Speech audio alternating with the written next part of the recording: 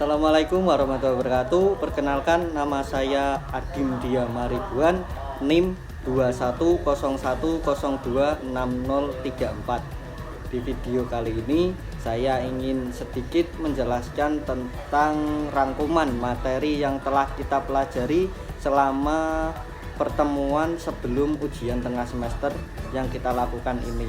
Ada beberapa kali pertemuan itu yang kita pelajari dan mempelajari berbagai bab, dan di video kali ini saya ingin sedikit menjelaskan tentang apa yang sudah saya pahami, apa yang saya tangkap, yang saya catat, dan akan saya sampaikan di video kali ini dengan beberapa kali materi yang sudah kita pelajari bersama-sama sebelum melakukan ujian tengah semester kali ini. Langsung saja kita masuk ke pembahasan.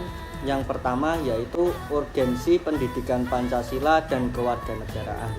Pendidikan Pancasila dan kewarganegaraan terbagi menjadi dua, yaitu satu pendidikan Pancasila dan dua pendidikan kewarganegaraan. Yang pertama kita bahas tentang pendidikan Pancasila. A. Pendidikan Pancasila. Pendidikan Pancasila adalah memberikan pemahaman dan penghayatan kepada mahasiswa mengenai ideologi bangsa Indonesia. Tujuan mempelajari Pancasila. Tujuan mempelajari Pancasila ada dua, yaitu yang pertama ada tujuan dalam waktu jangka pendek dan tujuan dalam jangka panjang. Yang pertama jangka pendek. Tujuan mempelajari Pancasila jangka pendek untuk mengetahui Pancasila secara benar, mempelajari Pancasila secara ilmiah, memiliki kesadaran tentang dasar filsafat negara dan kesadaran bernegara. Selanjutnya, tujuan mempelajari Pancasila jangka panjang. Tujuan mempelajari Pancasila jangka panjang yang pertama yaitu ada kesadaran akan keberadaan dan kegunaan Pancasila. Yang kedua ada mengamalkan Pancasila dalam kehidupan sehari-hari. Dan yang terakhir ada kesadaran bernegara. Selanjutnya, B. Pendidikan kewarganegaraan.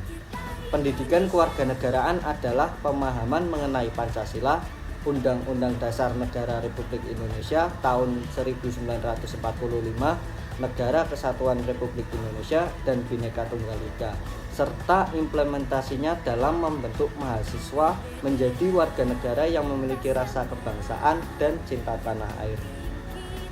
Yang pertama ada pendidikan Pancasila. Urgensi pendidikan Pancasila. Pendidikan yang pertama ada pengantar, yang kedua ada Pancasila dalam kajian sejarah bangsa Indonesia, yang ketiga ada Pancasila sebagai dasar negara, yang keempat ada Pancasila sebagai ideologi nasional, yang kelima ada Pancasila sebagai sistem filsafat, yang keenam ada Pancasila sebagai sistem etika, dan yang ketujuh ada Pancasila sebagai dasar nilai pengembangan ilmu. Selanjutnya ada urgensi pendidikan kewarganegaraan. Yang satu pengantar, dua identitas nasional, tiga integrasi nasional, empat konstitusi di Indonesia, lima kewajiban dan hak negara dan warga negara, enam dinamika demokrasi di Indonesia, tujuh penegakan hukum di Indonesia, delapan wawasan Nusantara, dan sembilan ketahanan nasional. Selanjutnya kita masuk ke bab selanjutnya yaitu filsafat dasar Pancasila. Filsafat dasar Pancasila adalah bab dalam pertemuan pembahasan yang kedua. Langsung saja kita masuk ke pembahasan yang pertama. A. Pengertian Pancasila. Secara etimologis, Pancasila dalam bahasa Sanskerta adalah panca. Panca adalah lima dan sila adalah dasar, seni ataupun unsur. Ajaran nasional untuk mencapai nirvana melalui samadhi yaitu dasa sila, lalu menjadi sapta sila, lalu berakhir menjadi Pancasila. Adapun ajaran moral terbagi menjadi lima. 1. Mateni, 2. Maling, 3. Madon, 4. Mabuk, 5. Main. Selanjutnya ada Pancasila secara historis. Yang pertama ada sidang BPUPKI pertama, yang kedua ada Dr. Rajiman Wadiyodiningrat, yang ketiga dibahas oleh 3 orang. Yang pertama Muhammad Yamin, kedua Supomo, dan yang ketiga Soekarno. Yang keempat 11 Juni 1945 oleh Insinyur Soekarno berpidato. Yang kelima, diusulkan istilah Pancasila. Yang keenam, 17 Agustus 1945 Indonesia merdeka. Yang ketujuh, 18 Agustus 1945 disahkan Undang-Undang Dasar 1945. Dan yang kedelapan, berisi rumusan 5 prinsip dasar negara. Kita masuk ke pembahasan bab yang selanjutnya, yaitu nilai moral dan agama dalam Pancasila. Pengertian moral. Menurut Suseno dalam bukunya tahun 1998 adalah ukuran baik buruknya seseorang, baik sebagai pribadi maupun sebagai warga masyarakat dan warga negara. Nilai termasuk bagian kajian filsafat. Filsafat sering juga diartikan sebagai ilmu tentang nilai-nilai.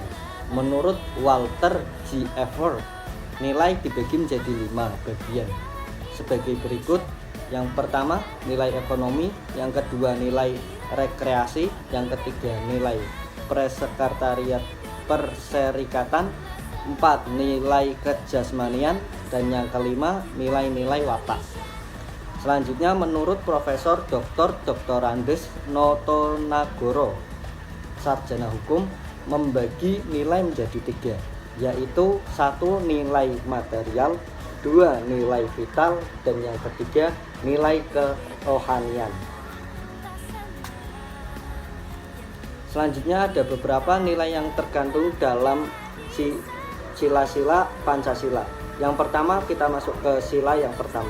Nilai yang terkandung dalam sila pertama, sila ketuhanan yang Maha Esa. 1. Saling menghormati kebebasan menjalankan ibadah sesuai dengan agama dan kepercayaannya. 2. Tidak memaksa suatu agama dan kepercayaan kepada orang lain. 3. Percaya dan takwa kepada Tuhan yang Maha Esa sesuai dengan agama dan kepercayaannya masing-masing menurut dasar kemanusiaan yang adil dan beradab. Selanjutnya ada nilai dari sila Pancasila yang kedua. Nilai yang terkandung dalam sila kemanusiaan yang adil dan beradab. 1. Saling mencintai sesama manusia. 2. Menjunjung tinggi nilai kemanusiaan. 3. Mengakui persamaan derajat, persamaan hak, dan persamaan kewajiban antar sesama manusia. Selanjutnya, nilai yang terkandung dalam sila Persatuan Indonesia. Yang pertama ada rela berkorban untuk kepentingan bangsa dan negara. Yang kedua ada bangga sebagai bangsa Indonesia dan bertanah air Indonesia.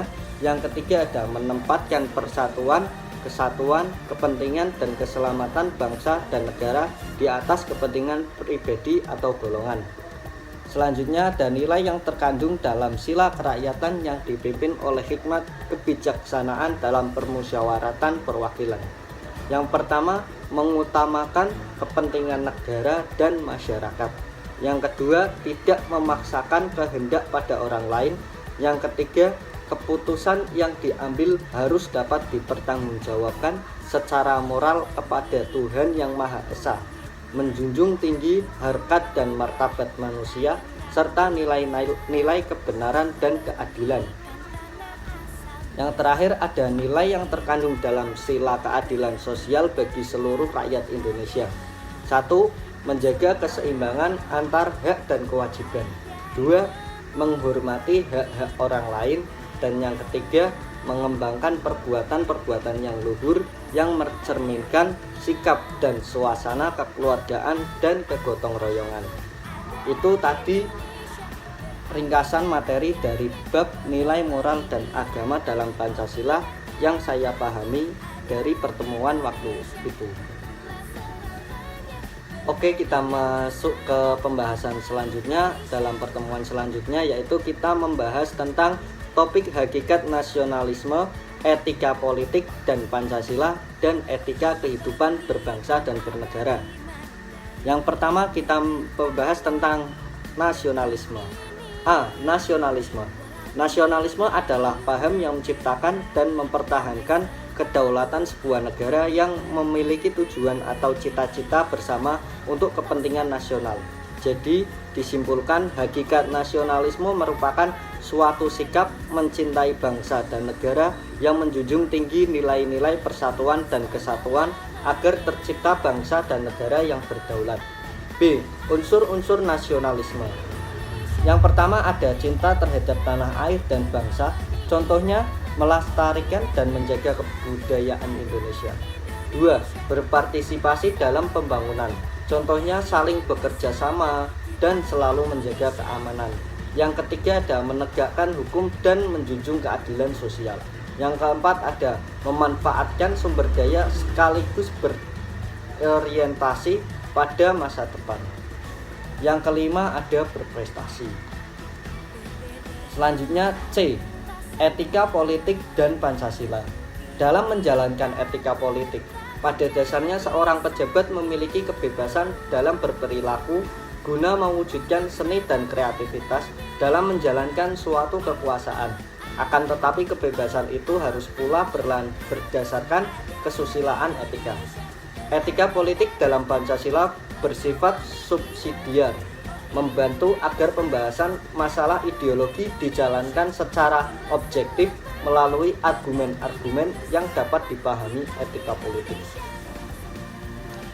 D. Etika kehidupan berbangsa dan bernegara. Seperti yang tertulis dalam Ketetapan MPR nomor 6/MPR/2001 tentang etika kehidupan berbangsa, bernegara, dan bermasyarakat. Etika kehidupan berbangsa, bernegara, dan bermasyarakat bertujuan untuk 1. Memberikan landasan etika moral bagi seluruh komponen bangsa dalam menjalankan kehidupan kebangsaan dalam berbagai aspek. 2. Menentukan pokok-pokok etika kehidupan berbangsa, bernegara, dan bermasyarakat. 3. Menjadi kerangka acuan dalam mengevaluasi pelaksanaan nilai-nilai etika dan moral dalam kehidupan berbangsa, bernegara, dan bermasyarakat. Itu tadi pembahasan dalam pertemuan yang membahas tentang topik hakikat nasionalisme, etika politik dan Pancasila, dan etika kehidupan berbangsa dan bernegara. Oke, kita lanjut di pembahasan dari pertemuan kita selanjutnya. Dari pertemuan selanjutnya kita membahas tentang Pancasila sebagai ideologi bangsa Indonesia. Yang pertama, A. Pengertian ideologi. Ideologi berasal dari bahasa Yunani yang diambil dari dua kata, idea dan logos. Ide berarti ide, gagasan, buah pikir atau konsep, sedangkan logos berarti hasil pemikiran. Jadi berdasarkan bahasa, ideologi adalah ilmu yang mencakup ilmu kajian asal mula juga hakikat buah pikir atau gagasan. B. Ideologi memiliki sejumlah karakteristik tertentu. Berikut merupakan karakteristik ideologi secara umum. Di antaranya, yang pertama, memiliki derajat tertinggi sebagai nilai hidup kebangsaan dan kenegaraan. 2. Mengandung tujuan bersama suatu bangsa yang ingin dicapai. 3. Bersifat mempersatukan suatu bangsa. 4. Mewujudkan asas kerohanian dan pandangan hidup yang dipelihara dan diamalkan. 5. Ideologi diturunkan dan dilestarikan ke generasi berikutnya. C. Makna ideologi. Ideologi adalah sebagai keseluruhan pandangan, cita-cita, keyakinan, dan nilai bangsa yang secara normatif perlu diwujudkan dalam kehidupan bermasyarakat, berbangsa, dan bernegara. D. Ideologi memiliki peranan yang sangat penting dalam menentukan manusia agar tidak kehilangan arah, serta menjaga sikap konsisten dalam berpikir dan bertindak. Ideologi merupakan suatu kesatuan sistem ide-ide yang menawarkan rasionalisasi pandangan hidup atau way of life yang kemudian dijadikan pedoman tentang benar dan salah serta dorongan untuk bertindak. Ideologi memberikan justifikasi, distribusi nilai-nilai serta justifikasi sistem politik dalam masyarakat. Selanjutnya E. Fungsi ideologi sebagai struktur kognitif dan orientasi dasar. Pertama, unsur kognitif. Unsur kognitif adalah segala pengetahuan dan pandangan yang merupakan landasan untuk memahami segala kejadian yang terjadi di sekitarnya. 2. Orientasi dasar.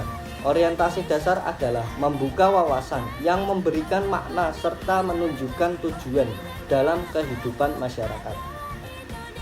Itu tadi pembahasan dari Pancasila sebagai ideologi bangsa Indonesia dalam pertemuan yang lalu.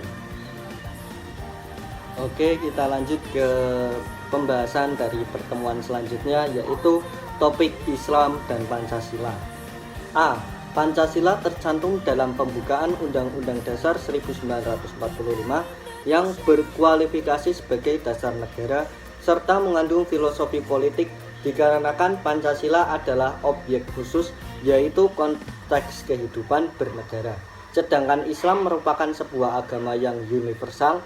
Ia bukan sekedar pelaksanaan ibadah kepada Tuhan, melainkan merupakan bentuk pelaksanaan hubungan kebijakan antara sesama makhluk juga pada alam ciptaan Tuhan. B. Dalam negara majemuk seperti Indonesia, Pancasila merupakan jalan tengah sekaligus pedoman hidup berbangsa dan bernegara. Maka dapat disimpulkan bahwa Pancasila dapat menjadi jalan tengah dari beberapa agama yang ada di Indonesia. Dengan adanya Pancasila sebagai ideologi negara, maka negara mempersilahkan masyarakat untuk bebas beragama dan beribadah sesuai dengan keyakinan masing-masing. C. Pancasila sendiri juga disandingkan dengan ajaran agama Islam. Namun intinya, agama dan Pancasila berkesinambungan atau saling berhubungan. D. Contoh 1. Sila pertama, ketuhanan yang Maha Esa. Sesuai dengan yang terlampir dalam Al-Quran untuk agama Islam, maka keduanya memang saling berkaitan.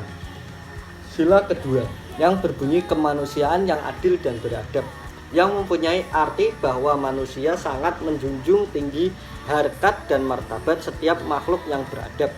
Sila ketiga, yaitu yang berbunyi Persatuan Indonesia, yang artinya bahwa negara Indonesia terbentuk melalui proses penyatuan berbagai unsur suku bangsa dengan kondisi eksistensial atau keberadaan masing-masing menjadi suatu kesatuan bangsa yang sepakat hidup dalam wadah satu negara. Keempat, yang berbunyi kerakyatan yang dipimpin oleh hikmat kebijaksanaan dalam permusyawaratan perwakilan.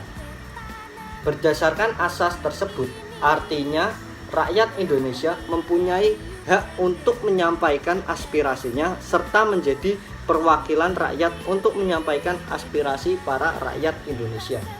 Sila kelima, yang berbunyi keadilan sosial bagi seluruh rakyat Indonesia, yang artinya bahwa setiap warga harus mempunyai keadilan yang sama bagi dari segi hukum maupun segi sosialnya tanpa membedakan latar belakang dari rakyat tersebut.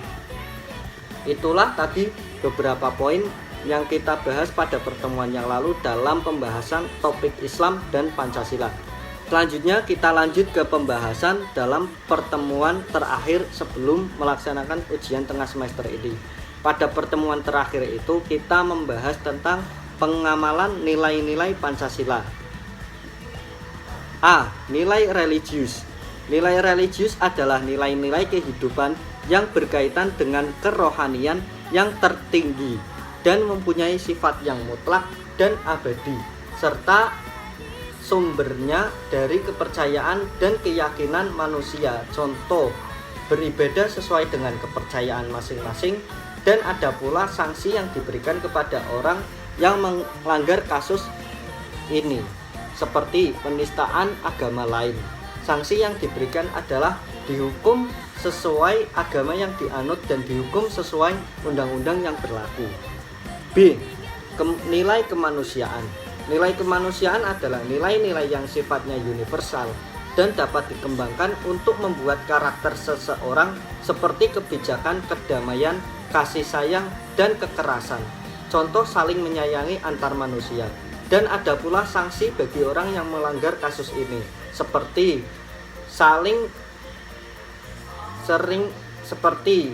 sering mengambil hak orang lain demi kepentingan pribadi. Sanksi yang diberikan adalah dijauhi banyak orang yang tidak mendapat teman dan dapat hukuman perdata.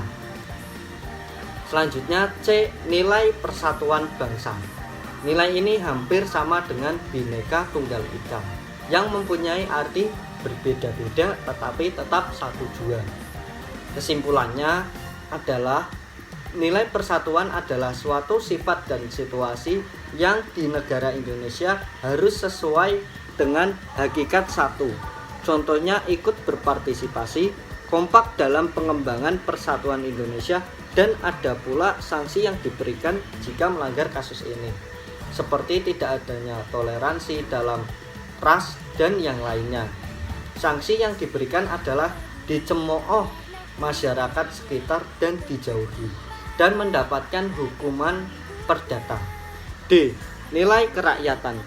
Nilai kerakyatan adalah nilai Pancasila yang terkandung pada sila keempat yang mempunyai arti suatu pemerintahan dari rakyat dengan cara musyawarah mufakat melalui lembaga-lembaga perwakilan.